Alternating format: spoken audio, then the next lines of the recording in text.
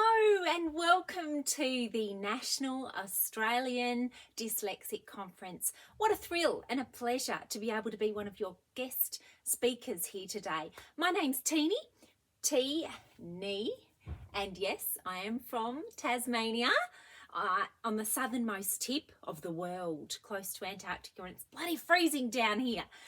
But they brew us good down here. We are strong, independent, and ready to fire. So I'm 43 years old. I'm happily married and have 4 children, currently 12, 14, 16 and 18. I'm married to the love of my life, have been for 21 years. He's amazing. And 3 of our children are dyslexic. So we're very familiar with the trials and challenges, but also the growth opportunities and the superpower of being dyslexic. I'm currently a councillor in local government and have been for about 7 years. I am a sales consultant for caravans. I sell caravans as well, which is great fun. And I'm vice chair of a 250 bed camp and conference centre. And I'm currently studying my Masters of Business at university. So I lead a very full and busy life. I often say to people, I live the best life that you could live. So I have a lot of fun. I grew up in an area, in an era, I guess, where dyslexia wasn't really very common and people didn't know a whole lot about dyslexia. I certainly didn't know that I was dyslexic when I grew up. I did, however, know that when I would sit in school that I didn't really understand the same things that other kids were clearly getting. I mean, I just found that regularly the content was just sliding over the top of my head. So it was a real challenge for me to head through school. I knew I was different. But there are 2 types of dyslexic kids. There are those that will connect to their learning and determine, I'm going to get this, whether I like it or not. I'm just going to work really hard. And then there'll be the other type that generally will disconnect and find their learning such a challenge that they disconnect from school. So I was the first type of kid who decided I am going to do my very best to just try so hard and do okay. I want to prove that I'm not dumb, even though I think those kids around me thought, yeah, she's not quite the full quid. So look, I'd always had this dream of being a nurse. It was a life goal since I was a little girl. But when I got to year 11, I sat a biology test and I couldn't answer one question out of the 20 questions on that test. Well, I came home that day. I'd only been at grade 11 for 4 years. And I said to my dad, Dad, you better help me get a job. I'm not going to be a nurse. I can't even pass biology. Couldn't answer one single question on this biology test. So I dropped out of school and got a job as a dental nurse. And that began a change in life's direction for me, but not necessarily one for the worst. It was lots of opportunities began to arrive for me. Look, I'd always, as a 12-year-old, I'd heard about Romania and the plight of the orphans in Romania, particularly in 1988 when the communism curtain fell. And I'd always had this resolve, I'm going to go to Romania. So at 18 years of age, having been a dental nurse for a couple of years, I then raised $24,000, which back in the heyday, that was a lot of money, and went and worked in an orphanage in Romania at the age of 19. So I was pretty young and adventurous and really went out to live that dream. I then came home, got married, had 4 children, and when our second born was in grade 4, so he was 10 years old, he came home and he said, I want to kill myself. And I just thought, what the heck would cause a young boy to want to kill himself? What's wrong with my boy? He just seemed to be becoming more and more disengaged from school. So I took him to a psychologist and the psychologist said, look, I think we need to do educational testing on this boy. And I'm thinking, you're barking up the wrong tree. Who's touched my child? Who's gotten to my boy? And I haven't known about it. And anyway, she did that educational testing and long behold, he was dyslexic. But he had a high IQ. And that's often the case with a dyslexic child. They've often got a high IQ. So they're actually very smart individuals, dyslexics in general, but they have a bit of a processing problem that causes their brain to sort of stop midstream as they're trying to digest content. So we've discovered that he had dyslexia, and that was the key to many an understanding. That actually, for me, they said, you know, dyslexia is actually hereditary. It comes down the family line. So this was the point where I realised that's me, I'm dyslexic. So that explained and described the way my brain worked. They sort of shared that, for dyslexic people, most people will start on the highway of learning and they'll travel down the road for an hour and get to their destination of understanding. Dyslexics, we begin the learning process, but we have to go inland in our brain and work all the way. So we get to our destination eventually, but we've gone the long way round. So instead of traveling 1 hour straight to get to our destination of understanding, we have to go about an hour and a half to get to that destination. So it means at the end of the day, we're a lot more tired. We're predispositioned generally for a few more headaches because we're working really hard. So our brain is fully ignited every time we sit down and do our learning. So it explained why my brain was a whole lot more tired at the end of each day. So this unlocked a lie, I guess, that I believed most of my life, that I was dumb. And I went out to prove in everything I was doing and attempting that I'm not dumb. I just wanted to prove I wasn't dumb because, I had also, like my son, a high IQ, but just couldn't, had that processing speed just took a little bit longer for me. So understanding how I operated, I began to juggle my life a little bit differently. I began chairing meetings a whole lot more differently because, sometimes I'm in the middle of chairing a meeting, didn't understand what we were doing because too many things had started to flood my mind. And those of you who are dyslexic will know that when you get 1 or 2 items, you can hold 2 different items, but once you get the 3rd and the 4th item, often you lose all 4 things. So it can be very overwhelming. So utilising that strategy of organising meetings in such a systematic way where I could see exactly what I was doing and how I was orchestrating things to suit my mind was a real game changer. So I also found that I began to manage myself as a mother a whole lot better. Being a dyslexic mum, particularly when I had 4 little people all in preschool, 4 little people under 6, I regularly had that mum, mum, mum, mum, mum. And I'd have an internal meltdown. It would be so difficult. And then what resulted was actually a verbal blow up. I'd be, go to your room, get away from me, don't do that. And so there was that internal implosion. And once I realised what was happening, I started to figure out how to read my body. And when things were when I felt things were quite difficult, I'd go, all right, kids, just stop for a minute. I'm feeling really overwhelmed. I'd feel my chest is starting to beat fast. You'd feel a pressure start to rise up and I'd start to get red or flushed in the face. And I'd start to learn how to read my body, that I'm actually having a little mini meltdown here. And I'd control my environment so that I didn't have an explosion and shrapnel fly from my mouth and hurt my children. Sometimes that meant I had to remove myself from the situation in order to calm down and figure out, okay, I need to go back and figure that out. I need to do A, B, and C. And sometimes I'd have to actually write that down so I didn't lose it because, of course, it's difficult to keep too many things locked away at one point unless we've got them written down. So this understanding myself and how to manage myself and meetings and life in general, knowing that holding lots of information was actually quite tricky for me and it probably needed to be written down, I just began having much more beautiful relationships with my children in particular, concerted relationships rather than broken relationship. It was more concerted, the way in which I connected with them. So this strategy for greater internal control became a real gift to my family and much less relational breakdowns within that family unit. The other gift to myself and my children that consequently got diagnosed with dyslexia is we found out about Erlen syndrome. And for some of us who are dyslexic, a different coloured lens in the glasses that we wear are really advantageous. So I found that purple, light purple, was an amazing colour for me.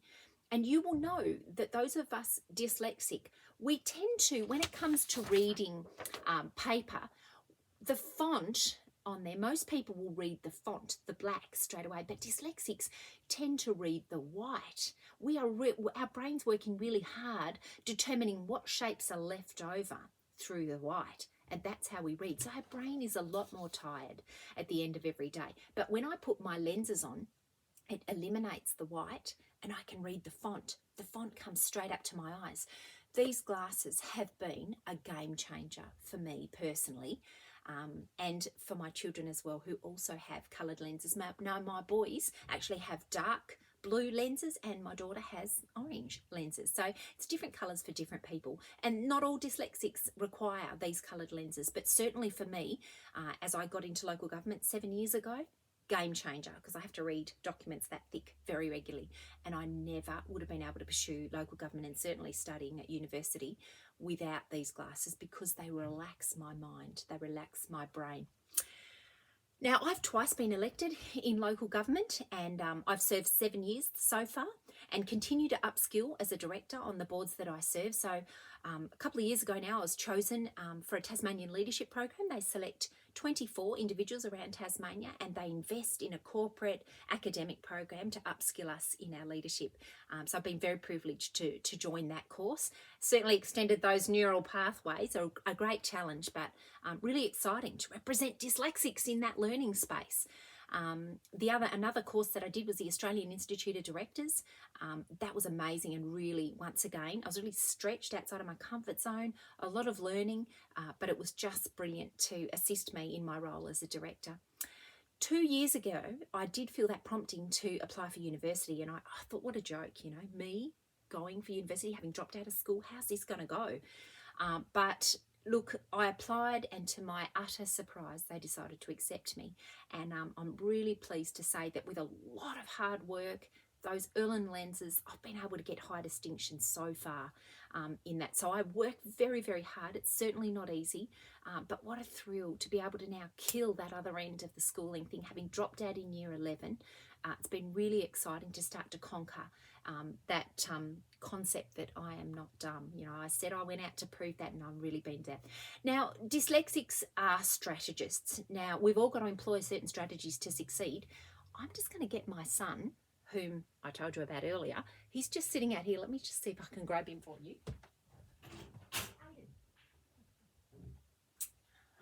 So here he is, he's coming. Aiden is now 16 years of age. Hey son, thank you for coming. Now we haven't rehearsed anything here, so I'm putting him on the spot. I'm going to ask him some questions. We're standing in my wardrobe, which I know is not the best backdrop, but I'm an avid op shopper, as you may have read in my introduction of who I am, so I thought I'd display some of my fun wares. Now, Aiden, I've just been sharing how, as dyslexics, we need to have certain strategies. Now, I shared that when you were a 10-year-old in grade 4, you felt really, really uncomfortable with yourself until we discovered you're actually dyslexic. We managed to get you a pair of glasses that really helped you on your learning. I wanted you to share your story about when you first decided in year 7 that you wanted to try for 1A. Now, Aiden was an average academic student, generally getting C's, would you say, Aiden? Yeah. Yeah, okay. So, Aiden, what was the story when you were in grade 7? You had a goal. What was that goal? Well, I looked up to my older sister, who was really smart all through schooling, and I was always struggled, felt stupid quite often. But I decided, I was like, well, right, I want to get an A. I want to do something for myself. I want to prove that I am smart. If she can get all these A's, I can get one. So, yeah, I really dedicated myself in year 7, tried as hard as I could, and spent a lot of time doing homework and things, which I'd never done before, but I really tried.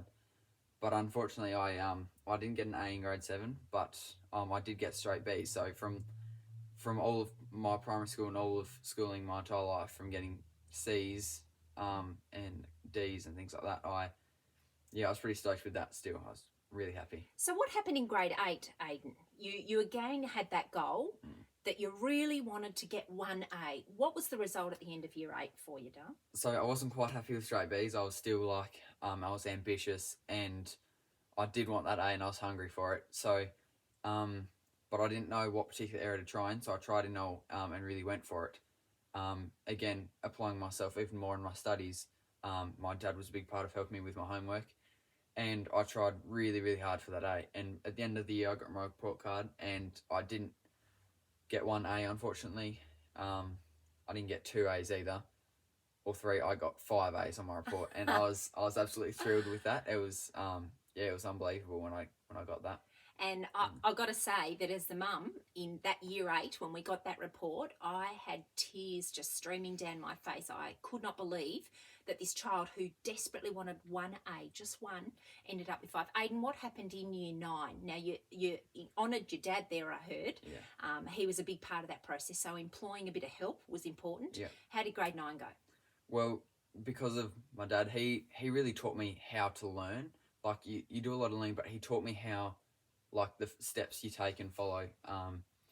So year 9, I was in a production at school, so I really decided, all right, I'm going to cut back on my schooling. I'm not going to try and do as much homework. But really, every class in class, I'd apply myself and try really hard. Anyway, the production went really well, and then at the end of the year, I got my report card back, and I couldn't believe it. I'd gotten straight A's in grade 9, and it was crazy. It was unbelievable. And what did that result in? So I actually ended up getting the Dux Award for grade 9, so the overall academic achiever award in grade 9 at my school. So that was amazing, really big thing, and just something I never would have believed would be possible. Yeah. So, Aidan, then you went on to year 10, and sure enough, you ended up getting... I got the Dux again in year 10. But bigger than that, it's year 10 and high school's year 7 to 10, and so I got the Dux of the school in year 10. Yeah. So after all my years of struggling and feeling dumb, and it all really turned that around, and yeah. So, Aidan, it's a beautiful story to share, and I really wanted to bring Aidan in for that aspect of the story, because I said as dyslexics we need strategies, and Aidan certainly had to lean on help. That was an important aspect. But I guess, Aidan, when I showed you, I walked through some of the points I wanted to share today with you all. Aidan said, no, Mum, you're missing one thing. What was that one thing, Aidan, that you thought I was missing? Big one. There was one thing you said, Mum, you've got it all here, but there's one strategy, attitude. Yeah, I wasn't sure you were going with that one. Attitude, I found that was the biggest thing. The biggest change I think I made was my attitude towards school, towards turning up towards classes and subjects. The biggest thing I changed was my attitude, and that's where it all started to turn around for me.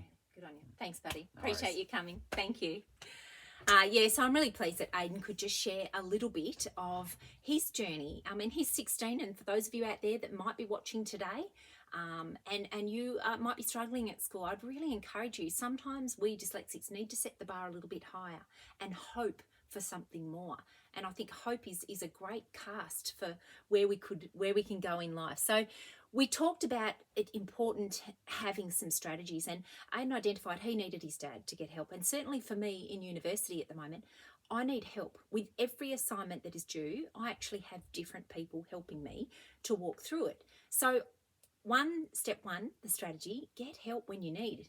And don't be too big for your boots and think you can get through it all. We do need help sometimes.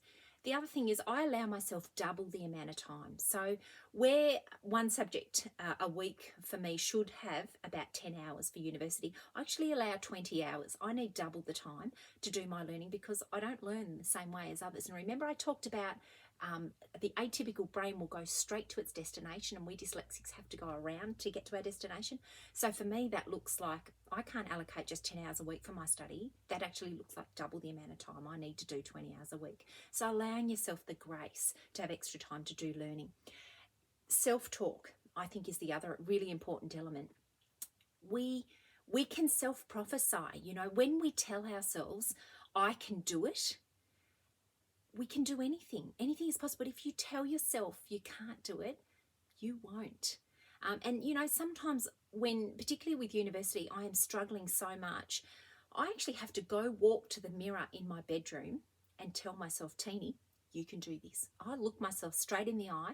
I speak out aloud so my ears hear it, and I declare, you can do this, Teeny. This is absolutely possible, and you're going to get it.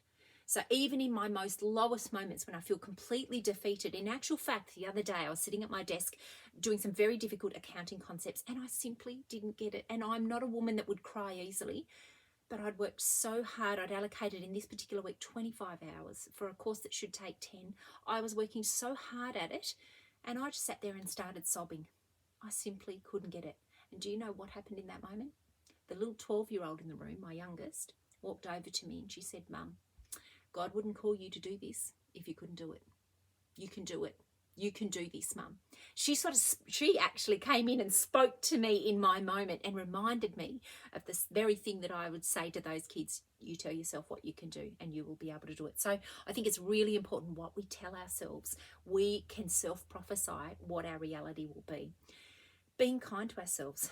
You know, in that week where I had to allocate 25 hours, that's a long time. That was a big sacrifice that week for my whole family as I did my learning. But we do sometimes just need to be kind. I had to really give myself some grace that day. I was really struggling. So in the current juggle for me of local government, I'm the vice chair of that board that I spoke of. I'm a saleswoman, I'm at university, and I'm juggling a really busy family. It's huge. And I've got an amazing husband that stands by me and helps me to juggle the many things in life that I feel called to do. The facts are, we dyslexics, our brains are wired differently, but it's not a disability. It's a learning preference. We prefer to learn from the picture side of our brain. Atypical brain, they learn from that other side of their brain and they can go straight to the direction of understanding. We have to travel through the pictures and try and make sense of it before it hits to the other side of our brain. So we do take a bit longer, so a little bit of grace. When I think about the topic, the strengths that get us through as dyslexic individuals, I would say that determination is really important. You know, Aidan talked about in grade 7 having that desire for an A. Now, he got to the end of that year and landed with all Bs. But that next year he thought, I'm just going to try again. And he went for that 1A and ended up with a real surprise of more than 1A in that year. And I think that determination is really important. We've got to partner with a certain self-belief that it is possible. Getting help. I need help to pass through university. Aidan needed help from his dad to get to that desired destination. Sometimes we do need to ask for help, and it's totally okay to do that. For Erlen lenses even, you know, there are some of you out there that perhaps a coloured pair of glasses is really going to help you in your learning for whatever it is. And remember, learning is very much a lifelong thing. It doesn't finish when we finish school and we leave, whether it's grade 10 or grade 12 or we finish at university. Learning is very much lifelong, especially in this new era that we're walking today. So offer yourself some grace when you don't understand something and employ some help. And lastly, don't forget that self-talk. What we tell ourselves we become. So I encourage you to partner with that self-belief that anything is possible, that we dyslexics, it is actually our superpower. We are some of the smartest individuals in the world. So look, thank you so much for joining me today. A total privilege to be able to speak. And I hope that today has cast some aspiration for those of you who may have had dreams lay dormant within. I hope that that's inspired you to consider reaching for the stars, because I think dyslexia is actually our superpower. Thanks for joining us today.